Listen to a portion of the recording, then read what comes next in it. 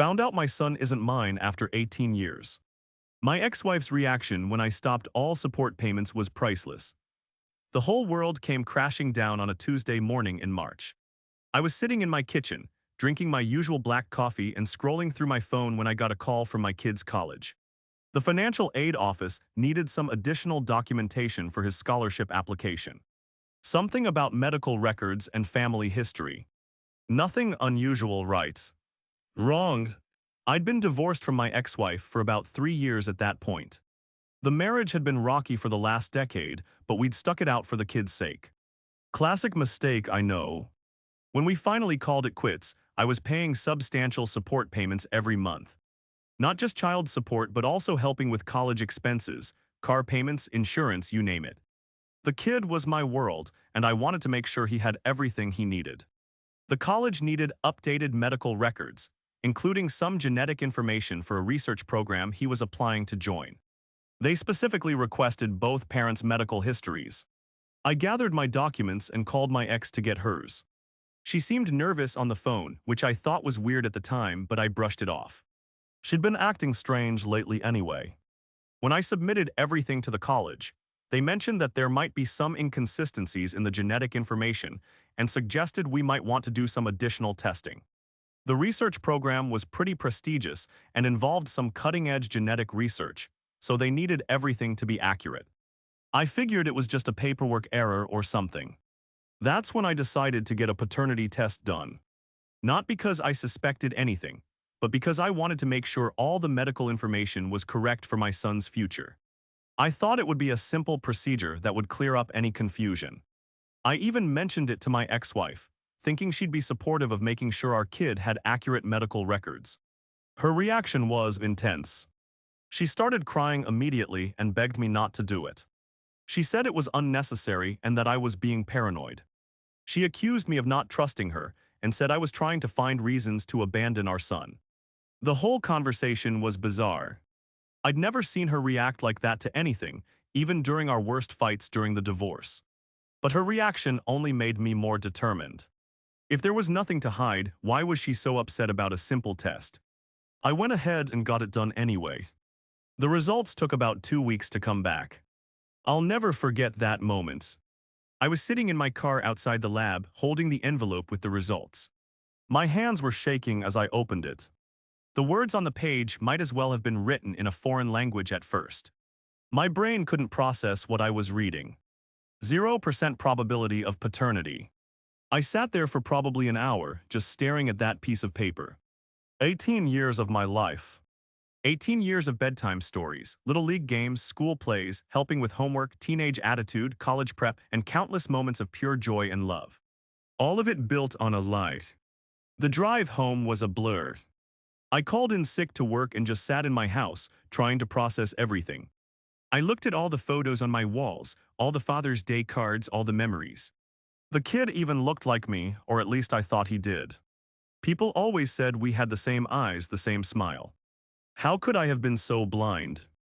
I didn't confront my ex-wife immediately. I needed time to think, to plan. I spent the next few days researching my legal options, talking to attorneys, and trying to figure out what this meant for my future. The lawyers told me that since I'd been acting as the father for 18 years, I might still be legally responsible for support payments regardless of biology. Different states have different laws, and it's incredibly complicated. But here's where things get interesting. I decided to hire a private investigator before confronting my ex. I wanted to know the whole story, not just part of it. I figured if she'd lied about this, there might be other things I didn't know about. The investigator was thorough. Within a few weeks, he'd uncovered a whole web of deception that went way beyond just the paternity issue. My ex-wife had been having an affair during our marriage, but not just one affair. She'd been involved with multiple men over the years, including during the time when our son was conceived. But the real kicker was what he found about our finances. Remember how I mentioned I was paying substantial support payments? Well, it turns out my ex had been claiming I was behind on payments to qualify for various assistance programs. She'd been double-dipping, getting help from the state while also receiving my full payments. She'd essentially been committing fraud for years. The investigator also discovered that she'd been telling people, including our son, that I was an unreliable father who barely contributed to his upbringing. She'd been painting me as the villain while taking my money and claiming government benefits based on lies about my involvement. Armed with all this information, I finally decided to confront her.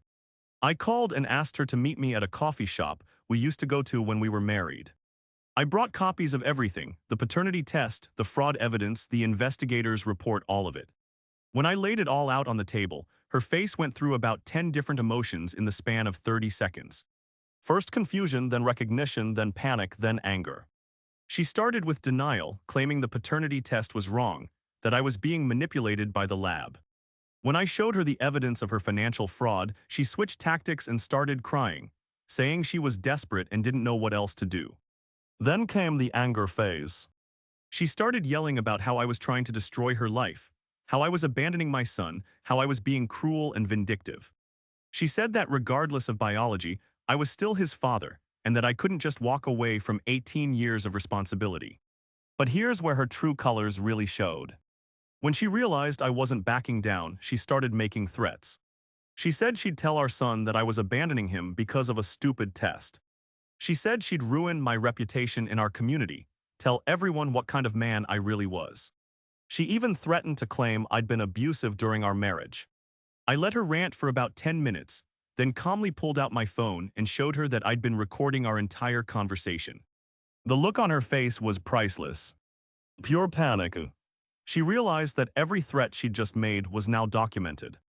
I told her that I'd be stopping all support payments immediately, and that I'd be reporting her fraud to the appropriate authorities. I also mentioned that I'd be happy to share the recording with anyone who was interested, including our son, if she continued with her threats. That's when she completely broke down. Not the manipulative crying she'd been doing earlier, but genuine sobbing. She begged me not to report the fraud, saying she'd pay everything back. She promised to tell our son the truth about everything. She even offered to disappear from my life completely if I'd just keep quiet about what she'd done. I left her sitting there and went home to think about my next moves. The first thing I did was contact my bank and stop all automatic payments to her. Then I called my lawyer and initiated the process to legally terminate my parental rights and responsibilities. The hardest part was figuring out how to handle the situation with my son. I'd raised him, loved him, been his father in every way that mattered except biologically. But I also felt incredibly betrayed and angry. How could I continue to have a relationship with him, knowing that his very existence was based on such a massive lie? I decided to write him a letter explaining everything. I told him about the paternity test, about his mother's deception, about the fraud, all of it. I also told him that while I was angry and hurt, I didn't blame him for any of it. He was as much a victim of his mother's lies as I was. But here's the plot twist that I never saw coming. About a week after I sent the letter, my son showed up at my door. Not crying, not angry, but actually relieved. He told me that he'd suspected something was wrong for years. He'd always felt like there was some big secret in our family, some piece of information he wasn't getting. He said that when he was about 15, he'd started noticing that he didn't really look like me as much as people claimed. He'd also been wondering about some of his medical history that didn't seem to match up with mine. He'd actually been planning to get a DNA test himself when he turned 18, but college applications and other things had gotten in the way. But the real shock was what he told me next. He said he'd been in contact with his biological father for almost 2 years. His mother had told him who it was during one of their arguments, thinking it would hurt him. Instead, he'd tracked the guy down and they'd been building a relationship. The biological father was apparently a decent guy who'd had no idea he had a son. When my son reached out to him, he was shocked but welcomed him with open arms. They'd been meeting regularly, and the guy had even been helping with college expenses without anyone knowing. My son told me that he'd been feeling guilty about this relationship because he didn't want to hurt me, but he also felt like he deserved to know his real father. He said the paternity test results were almost a relief because now everything was out in the open. We sat in my living room for hours just talking. He told me that regardless of biology, I'd been a good father to him. He said he didn't want to lose me from his life, but he also understood if I needed space to process everything. He was incredibly mature about the whole situation, way more mature than his mother had been. The conversation was emotional, but not in the way I'd expected. Instead of anger and blame, there was mostly just sadness about the deception and relief that the truth was finally out. He said he'd been angry with his mother for years about various things, and this just confirmed his suspicions that she wasn't being honest about a lot of stuff. Over the next few weeks, we worked out a new kind of relationship. Not father and son in the traditional sense, but more like close friends or maybe uncle and nephew. He still called me by my first name instead of dad, which was an adjustment, but it felt right given the circumstances.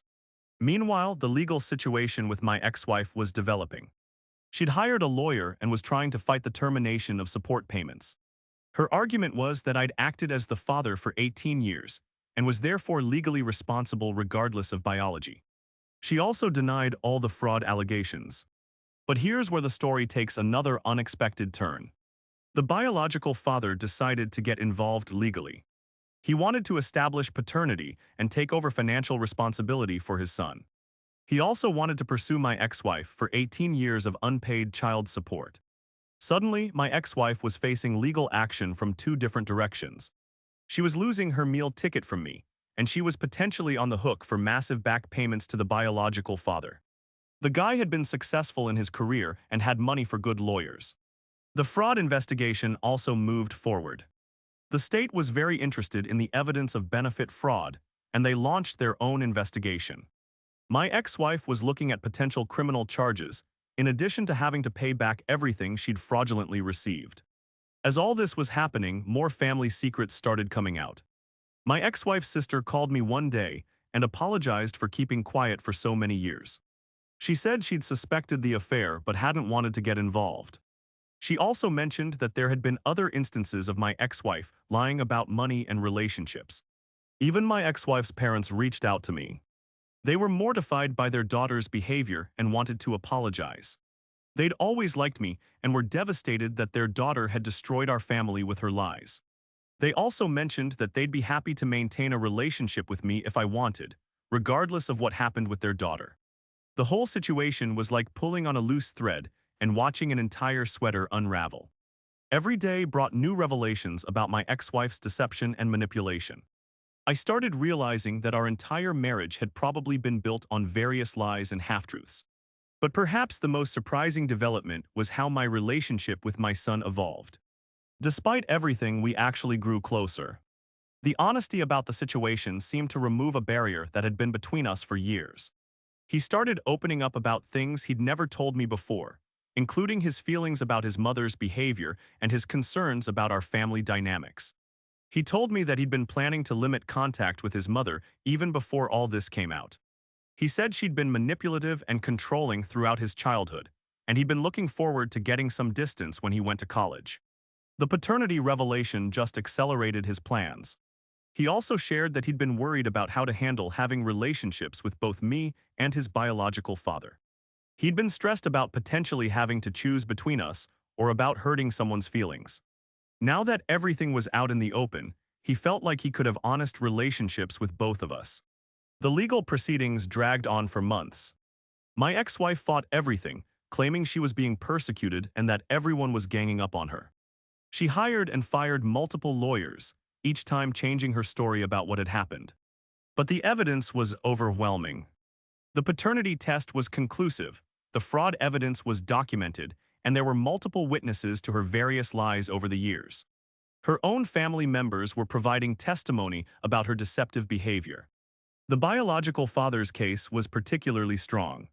He had 18 years of missed child support to claim, plus interest and penalties. The amount was substantial, easily 6 figures.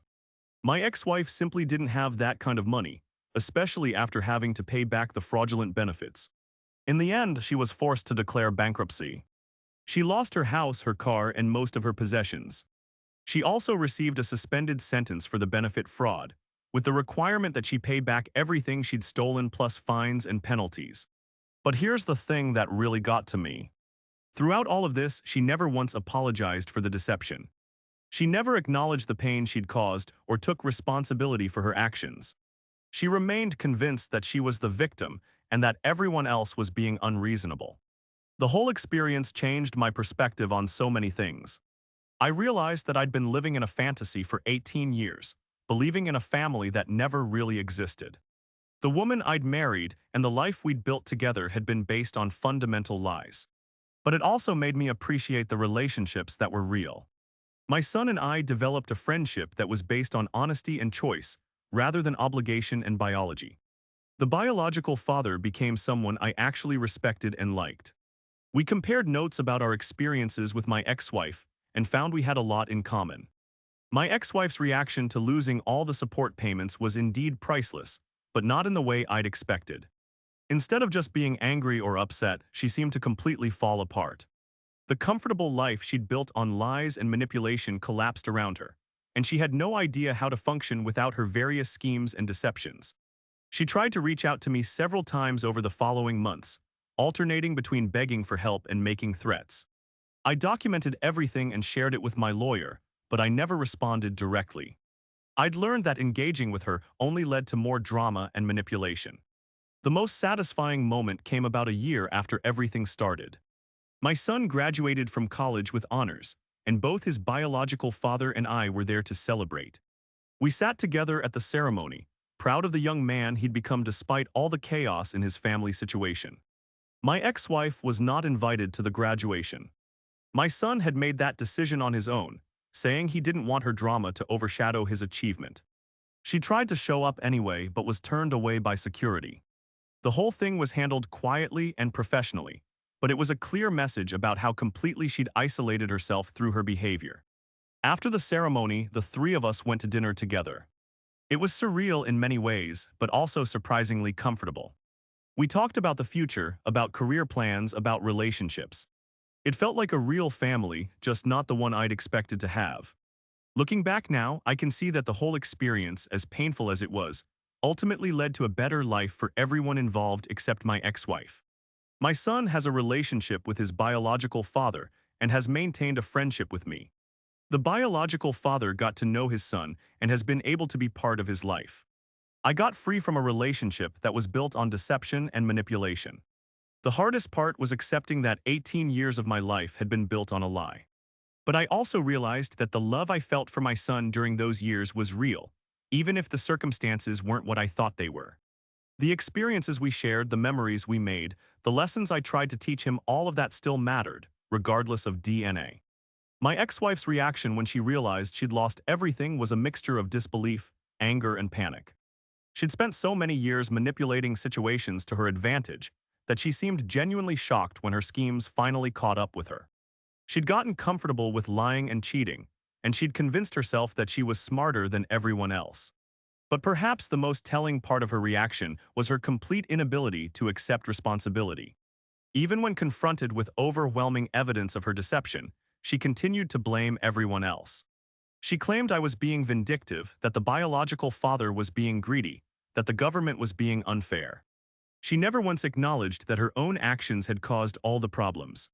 In the end, the whole situation taught me valuable lessons about trust, honesty, and the importance of building relationships on solid foundations.